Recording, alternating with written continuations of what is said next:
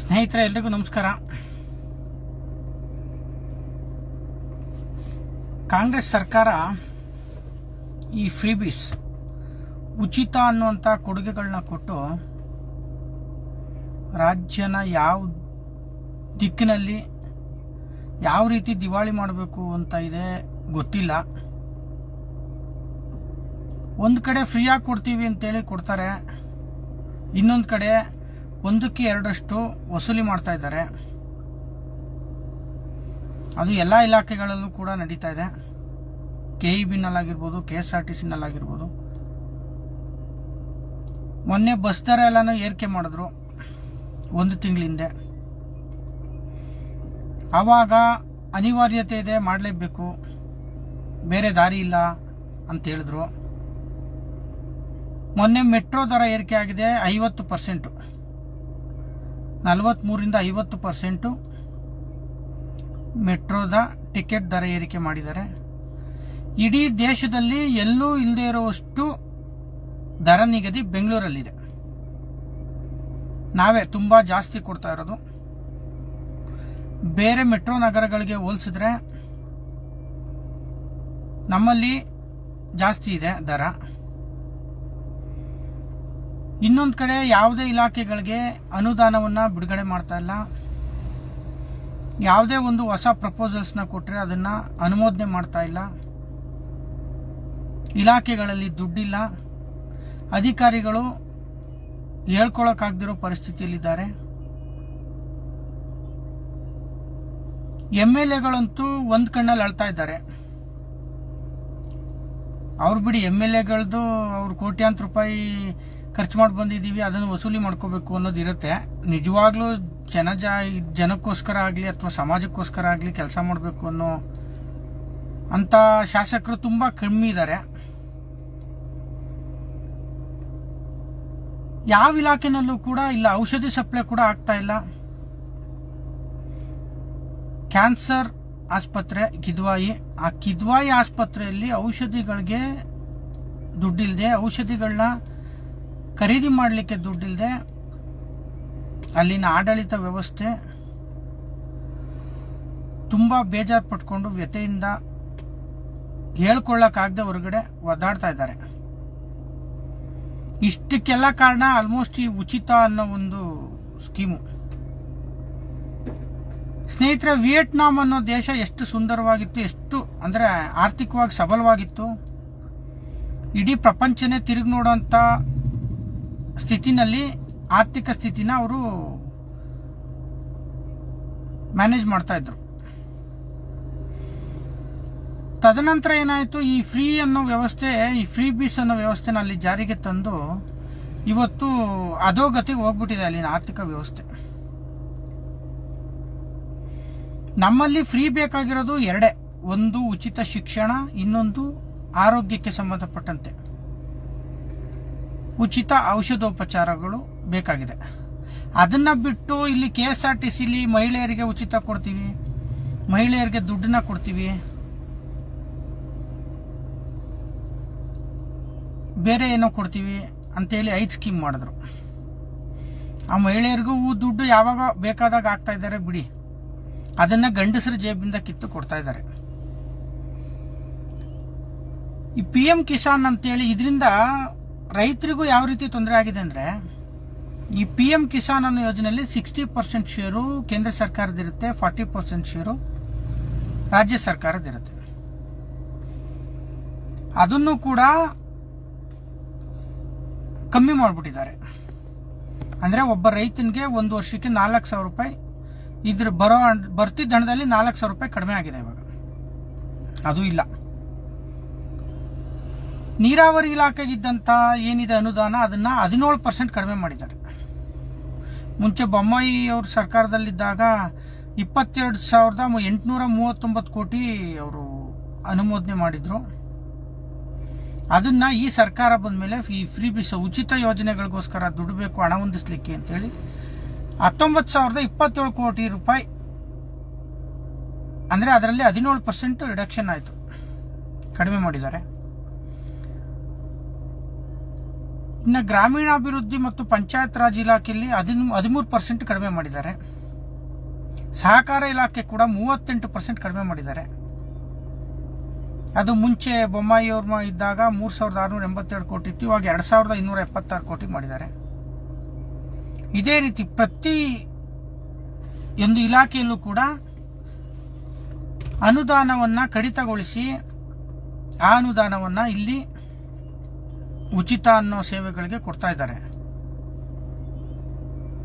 ಇದರಿಂದ ರಾಜ್ಯ ಸರ್ಕಾರ ಯಾವುದೇ ರೀತಿ ಅಭಿವೃದ್ಧಿಯನ್ನ ಕಾಣ್ತಾ ಇಲ್ಲ.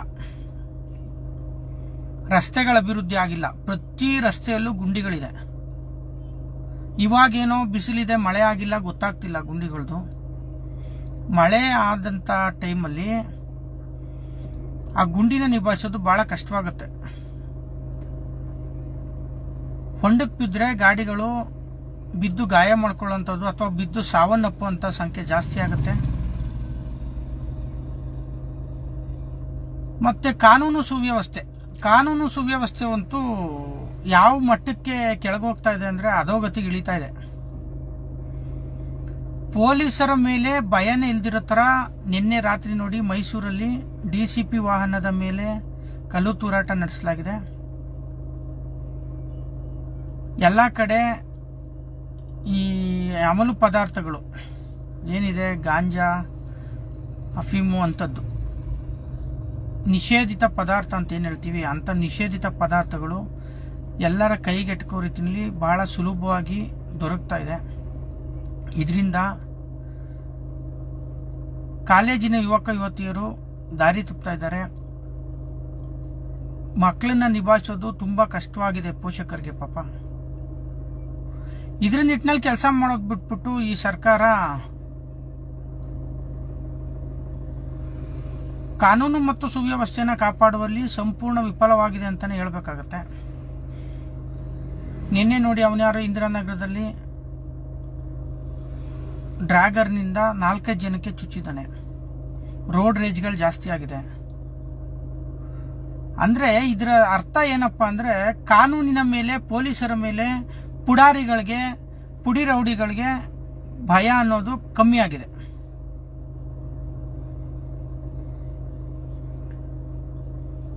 ಇದ್ರ ತಳನ ಹುಡುಕ್ತಾ ಹೋದ್ರೆ ಅದೆಲ್ಲೋ ಒಂದ್ ಕಡೆ ಪೊಲೀಸರು ಅವರ ಅಧಿಕಾರನ ನಿಭಾಯಿಸಲಿಕ್ಕೆ ಬಿಡ್ತಾ ಇಲ್ಲ. ಈ ರಾಜಕಾರಣಿಗಳು ಎಲ್ಲದಕ್ಕೂ ಅಡ್ಡಿ ಉಂಟು ಮಾಡೋದು,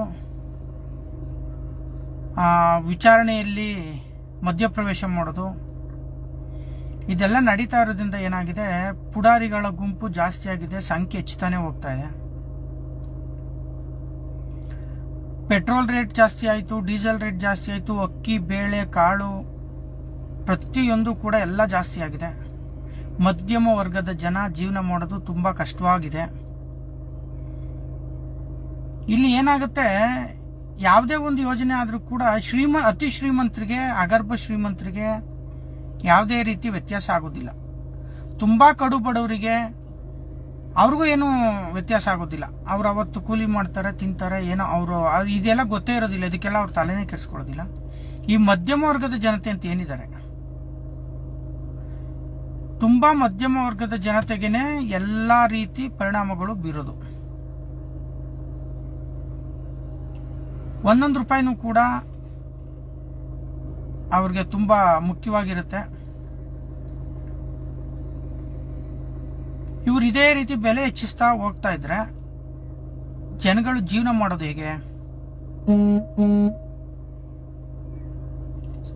ಏನ್ ಸಂದೇಶ ಕೊಡ್ಬೇಕು ಅಂತ ಹೊರಟಿದ್ದೀರಿ? ಗೆಲ್ಲೋದಕ್ಕೋಸ್ಕರ ಉಚಿತ ಅಂತ ಘೋಷಣೆ ಮಾಡಿದ್ರಿ. ಆ ಸರ್ಕಾರದ ಮೇಲೆ ಇವ್ರ ಕೆಸರೆಚ್ತಾರೆ, ಇವ್ರ ಸರ್ಕಾರದ ಮೇಲೆ ಅವ್ರ ಕೆಸರೆಚ್ತಾರೆ. ನಿನ್ನೆ ಮೆಟ್ರೋ ರೇಟ್ ಜಾಸ್ತಿ ಆಗಿದ್ದಕ್ಕೆ ಹೇಳ್ತಾರೆ ಇದು ನಮ್ಮ ವ್ಯಾಪ್ತಿಗೆ ಬರೋದಿಲ್ಲ, ಮೆಟ್ರೋ ದರ ಏರಿಕೆ ಸೆಂಟ್ರಲ್ದು ಅಂತ. ಬಸ್ ದರ ಏರಿಕೆ ಮಾಡಿದಾಗ ನಿಮ್ಮ ಕೈಯಲ್ಲಿತ್ತಲ್ಲ, ಅವತ್ತು ಯಾಕೆ ಜಾಸ್ತಿ ಮಾಡಿದ್ರಿ? ಸಾರಿಗೆ ಸಚಿವರು ಕೂಡ ಹೇಳಿದ್ದಾರೆ ಏನಂತ, ಬಸ್ಗಳನ್ನ, ಮೆಟ್ರೋ ಟ್ರೈನ್ಗಳನ್ನ ಓಡಿಸೋದು ಬರೀ ಲಾಭಕ್ಕಾಗಿ ಓಡಿಸಬಾರ್ದು, ಜನರ ಸೇವೆಗಾಗಿ ಇರ್ತಕ್ಕಂಥದ್ದು. ಆದಷ್ಟು ದರ ಪರಿಷ್ಕರಣೆ ಮಾಡುವಾಗ ತುಂಬಾ ಎಚ್ಚರಿಕೆಯಿಂದ ಆದಷ್ಟು ಅತಿ ಕನಿಷ್ಠ ಏರಿಕೆಯನ್ನು ಮಾಡಬೇಕು, ಮಧ್ಯಮ ವರ್ಗದ ಜನರನ್ನ ಗಮನದಲ್ಲಿಟ್ಕೋಬೇಕು ಅಂತ ಹೇಳಿದ್ರು. ಮೆಟ್ರೋ ದರ ಏರಿಕೆ ಆಗಿರೋದ್ರಿಂದ ಏನಾಗುತ್ತೆ, ಟ್ರಾಫಿಕ್ ಸಮಸ್ಯೆ ಕೂಡ ಜಾಸ್ತಿ ಆಗುತ್ತೆ, ಸಂಚಾರ ವ್ಯವಸ್ಥೆ ಅಸ್ತವ್ಯಸ್ತ ಆಗುತ್ತೆ. ಈಗ ಹೆಚ್ಚು ಕಡಿಮೆ ಈಗಾಗಲೇ ತುಂಬಾ ಲಕ್ಷಾಂತರ ಮಂದಿ ಮೆಟ್ರೋನ ಬಳಸ್ತಾ ಇದ್ದಾರೆ. ದರ ಏರಿಕೆ ಆಗಿರೋದ್ರಿಂದ ಏನಾಗುತ್ತೆ, ಅವ್ರ ಮನಸ್ಸಲ್ಲಿ ಏನೋ ಒಂದು ಬೇಜಾರು ಪಟ್ಕೊಂಡು ಅವ್ರು ಬೇಡ, ನಾವು ಬಸ್ಸಲ್ಲಿ ಹೋಗೋಣ ಅಥವಾ ನಮ್ಮದೇ ಸ್ವಂತ ಗಾಡಿಯಲ್ಲಿ ಹೋಗೋಣ ಅಂತೇಳಿ ಮೆಟ್ರೋ ಬಳಕೆಯನ್ನು ಕಮ್ಮಿ ಮಾಡಿದ್ರೆ, ಈಗಾಗಲೇ ಬೆಂಗಳೂರು ಸಂಚಾರ ವ್ಯವಸ್ಥೆಯಲ್ಲಿ ಜನ ರೋಸ್ ಹಿಡಿದ್ಬಿಟ್ಟಿದ್ದಾರೆ. ಇನ್ನೂ ಸಂಚಾರ ವ್ಯವಸ್ಥೆ ಅಸ್ತವ್ಯಸ್ತ ಆಗ್ಬಿಟ್ರೆ ಬಹಳ ತೊಂದರೆ ಆಗುತ್ತೆ ಜನಗಳಿಗೆ. ಇದರಿಂದ ಎಲ್ರಿಗೂ ತೊಂದರೆ ಇದೆ. ಪರಿಷ್ಕರಣೆ ಏನು 5%, 10% ಈ ತರ ಶೇಕಡಾವಾರು ಮಾಡೋದು ಸಾಮಾನ್ಯ. ಏನು ದಿಢೀರ್ ಅಂತೇಳಿ 50% ಜಾಸ್ತಿ ಮಾಡೋದು ಯಾವ ರೀತಿಯಿಂದ ಸರಿ? ಇಲ್ಲ ಏನಾದರೂ ಜಿದ್ದಾಜಿದ್ದಿಗೆ ಇಳ್ದಿದ್ಯಾ ರಾಜ್ಯ ಸರ್ಕಾರದ ಮೇಲೆ ಕೇಂದ್ರ ಸರ್ಕಾರ? ಅದು ಗೊತ್ತಿಲ್ಲ. ನಮ್ಮ ಕರ್ನಾಟಕದ ಹಣೆಬರ ಏನಪ್ಪಾ ಅಂತಂದ್ರೆ, ಕನ್ನಡಿಗರ ಹಣೆಬರ ಯಾವಾಗ್ಲೂ ತದ್ವಿರುದ್ಧವಾಗಿ ಸರ್ಕಾರಗಳಿರ್ತದೆ. ಸೆಂಟ್ರಲ್ ಕಾಂಗ್ರೆಸ್ ಇದ್ದಾಗ ಇಲ್ಲಿ ಬಿಜೆಪಿ, ಅಲ್ಲಿ ಬಿಜೆಪಿ ಇದ್ದಾಗ ಇಲ್ಲಿ ಕಾಂಗ್ರೆಸ್. ಅವರವರ ಒಳ ಜಗಳಗಳನ್ನ ದೃಷ್ಟಿಯಲ್ಲಿಟ್ಕೊಂಡು ಕರ್ನಾಟಕಕ್ಕೆ ಅನುದಾನ ಯಾವಾಗ್ಲೂ ನಮಗೆ ಕಮ್ಮಿನೇ. ಬೇರೆ ಅಕ್ಕಪಕ್ಕದ ರಾಜ್ಯಗಳನ್ನ ಹೋಲಿಸ್ಕೊಂಡ್ರೆ ನಮಗೆ ಅನುದಾನ ಕಮ್ಮಿನೇ. ಟ್ಯಾಕ್ಸ್ ಮಾತ್ರ highest tax payers. Karnataka highest tax pay ಮಾಡ್ತಾ ಇದೆ. ಆದ್ರೆ ಅನುದಾನ ಸಿಗೋದು ಮಾತ್ರ ಕೇಂದ್ರದಿಂದ ತುಂಬಾ ಕಮ್ಮಿ, ಅದು ಕರ್ನಾಟಕಕ್ಕೆ. ಅದು ಕೂಡ ಒಂದು ರೀತಿ ಮೋಸನೇ. ಎಲ್ಲರೂ ಕನ್ನಡಿಗರಿಗೆ ಮೋಸನೇ, ಉದ್ಯೋಗದಲ್ಲಿ ಮೋಸ. ಇವತ್ತು ಕರ್ನಾಟಕದಲ್ಲಿ ಪರಭಾಷಿಗರ ಹಾವಳಿ ಎಷ್ಟು ಹೆಚ್ಚಿದೆ ಅಂದ್ರೆ,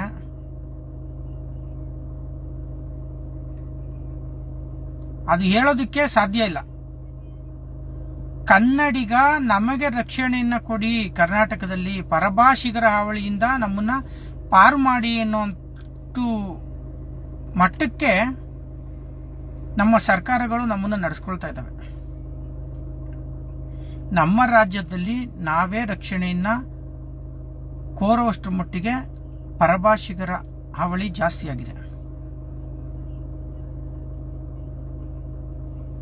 ಎಲ್ಲೆಲ್ಲಿಂದನೋ ಬಂದಿರ್ತಾರೆ, ಉತ್ತರ ಭಾರತದಿಂದ ಬರಲಿ ಇರಲಿ, ಅವ್ರು ಏನೋ ಅವ್ರ ಕೆಲಸ ಮಾಡಿಕೊಂಡು ಅವ್ರ ಪಾಡಿಗೆ ಅವ್ರು ಇದ್ರೆ ಸರಿ. ಇಲ್ಲಿನ ನೆಲಕ್ಕೆ, ಇಲ್ಲಿನ ಕಾನೂನಿಗೆ ಭದ್ರಾಗಿರ್ಬೇಕು,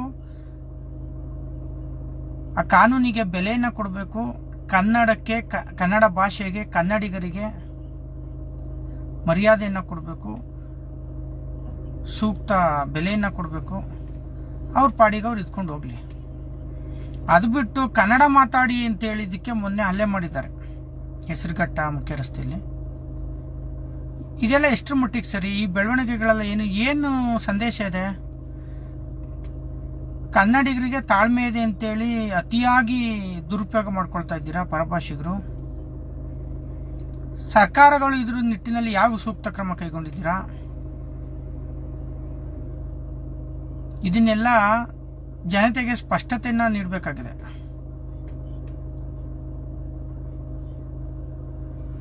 ಇವತ್ತು 300 ರೂಪಾಯಿ ಕರೆಂಟ್ ಬಿಲ್ ಬರ್ತಿದ್ದು, ಇದೇನಾದ್ರೂ ಉಚಿತ ನಿಲ್ಸಿದ್ರೆ 1000 ರೂಪಾಯಿ ಕರೆಂಟ್ ಬಿಲ್ ಬರುತ್ತೆ. ಇದು ಸತ್ಯ. 300 ರೂಪಾಯಿ ಕಟ್ಟಿ ಏನು 1 ವರ್ಷ 2 ವರ್ಷ ಫ್ರೀ ತಗೊಂಡಿರ್ತೀರಾ, ಅದನ್ನೆಲ್ಲನೂ ಮುಂದಿನ ದಿನಗಳಲ್ಲಿ ಸೇರಿಸಿ ಕಟ್ಟಬೇಕಾಗತ್ತೆ.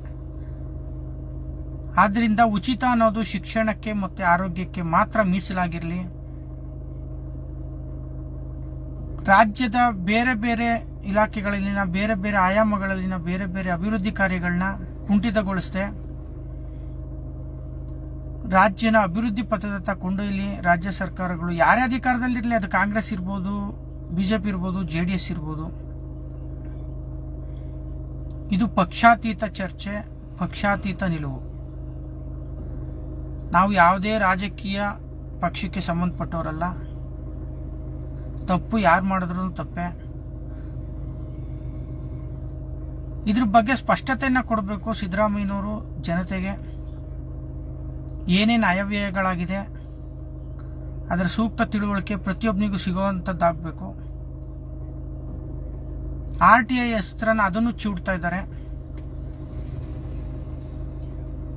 RTIನ ಡಮ್ಮಿ ಮಾಡಕ್ಬಿಟ್ಟಿದ್ದಾರೆ. ಅದರಡಿಯಲ್ಲಾದರೂ ಮುಂಚೆ ಮಾಹಿತಿ ಕೇಳ್ತಾ ಇದ್ವಿ. ಈ ಮಾಹಿತಿ ಹಕ್ಕು ಕಾಯ್ದೆಯನ್ನು ಏನು ಮಾಡ್ಬಿಟ್ಟಿದ್ದಾರೆ ಇವಾಗ ಬೇಕಾಬಿಟ್ಟಿಯಾಗಿ ಅದಕ್ಕೆ ಪ್ರತ್ಯುತ್ತರಗಳನ್ನ ಕೊಡ್ತಾ ಇದ್ದಾರೆ. 30 ದಿನ ಅವಧಿ ಇದ್ರೆ ಉತ್ತರ ಕೊಡಲಿಕ್ಕೆ 28 ದಿನವರೆಗೂ ಅದನ್ನ ಮುಟ್ಟೆ ನೋಡೋದಿಲ್ಲ, ತೆಗೆಯೋದೇ ಇಲ್ಲ. ಅದು ಎಲ್ಲಿರುತ್ತೆ ಅಲ್ಲೇ ಇರುತ್ತೆ. ಲಾಸ್ಟ್ 2 ಡೇಸ್ ಇದ್ದಾಗ ಒಂದು ಹಿಂಬರಹ ಕೊಡ್ತಾರೆ. ಇದರ ಬಗ್ಗೆ ನಮ್ಮಲ್ಲಿ ಮಾಹಿತಿ ಇರುವುದಿಲ್ಲ, ನೀವು ಇದಕ್ಕೆ ಸಂಬಂಧಪಟ್ಟಂತೆ ಮೇಲಾಧಿಕಾರಿಗಳನ್ನು ಸಂಪರ್ಕಿಸಬೇಕು ಅಂತನೋ, ಅಥವಾ ಇದು ನಮ್ಮ ಇಲಾಖೆ ವ್ಯಾಪ್ತಿಗೆ ಒಳಪಡೋದಿಲ್ಲ ಅಂತನೋ ಏನೋ ಒಂದು ಹಿಂಬರಹನ್ನ ಕೊಟ್ಟು ಕೈ ತೊಳ್ಕೊಳ್ಳುವಂಥ ಕೆಲಸಗಳನ್ನ ಎಲ್ಲ ಇಲಾಖೆಗಳಲ್ಲೂ ಮಾಡ್ತಾ ಇದ್ದಾರೆ. ಇನ್ನು ಕೆಲವು ಇಲಾಖೆಗಳಂತೂ ಈಗ ಶಿಕ್ಷಣ ಇಲಾಖೆಯಲ್ಲಂತೂ ಲಾಸ್ಟ್ ಬಿಡಿ, ಎಲ್ಲರಿಗಿಂತ ಕಡೆಯಲ್ಲಿ ಸಂಬಳ ತಗೊಳ್ಳೋರು ಶಿಕ್ಷಣ ಇಲಾಖೆಯವರು. ಯಾಕೆಂದ್ರೆ ಎಮರ್ಜೆನ್ಸಿ ಸರ್ವಿಸಸ್ ಅಂದ್ರೆ ಅಲ್ಲಿಂದ ಬರುತ್ತೆ, ಅಲ್ಲಿ ಕೊಟ್ಬಿಡ್ತಾರೆ, ಏನೋ ಮಾಡ್ಬಿಡ್ತಾರೆ. ಸರ್ಕಾರದಿಂದನೇ ಶಿಕ್ಷಣ ಇಲಾಖೆಗೆ ದುಡ್ಡು ಕೊಡ್ಬೇಕಲ್ಲ, ಅದಕ್ಕೆ ಅವ್ರನ್ನ ಹೋಲ್ಡ್ ಮಾಡ್ತಾರೆ, ಆ ಸಂಬಳನ ಕೊಡೋಣ ಬಿಡು ಅಂತೇಳಿ. ಇದೇ ರೀತಿ ಸುಮಾರು ಇಲಾಖೆಗಳಿಗೆ ದುಡ್ಡನ್ನ ಕೊಡ್ತಾ ಇಲ್ಲ. ಆಸ್ಪತ್ರೆಗಳಲ್ಲಿ ಏನು ಹೊರರೋಗಿ ಚೀಟಿ ಅಂತ ಮಾಡ್ತಾ ಇದ್ವಿ, ಆ ಚೀಟಿ 5 ರೂಪಾಯಿ ಇತ್ತು, 20 ರೂಪಾಯಿ ಮಾಡಿದ್ದಾರೆ ದಿಢೀರ್ನೆ. ಅಲ್ಲಿಗೆ ಎಷ್ಟು 300% ಅಂದ್ರೆ 3 ಪಟ್ಟು ಹೆಚ್ಚಳ ಆಯಿತು.